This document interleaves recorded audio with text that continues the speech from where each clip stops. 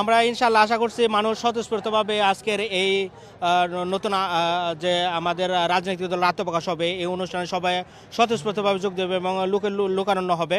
আমরা একটি দুর্নীতিমুক্ত এবং একটি সমৃদ্ধ বাংলাদেশ গড়ার ক্ষেত্রে আমরা প্রত্যয় ব্যক্ত করছি।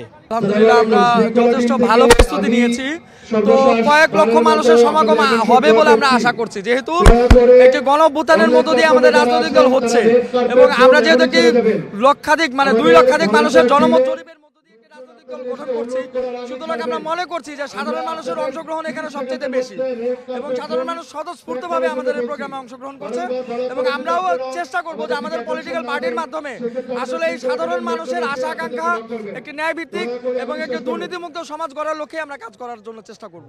কতটুকু মানুষের সমাবেশ করতে সক্ষম হবেন বলে মনে করছেন? আমরা প্রস্তুতি আশা করছি যে আমরা অলমোস্ট শেষের দিকে আমাদের সব ধরনের প্রস্তুতির যেই প্রিপারেশনগুলো আমাদের নেওয়ার কথা সেগুলো আমরা নেওয়ার চেষ্টা করেছি। এখন যে শেষ মুহূর্তের আমাদের যেই ধরনের চেকিং ব্যালেন্সগুলো দরকার, চেক অ্যান্ড ব্যালেন্সগুলো আমরা করার চেষ্টা করছি।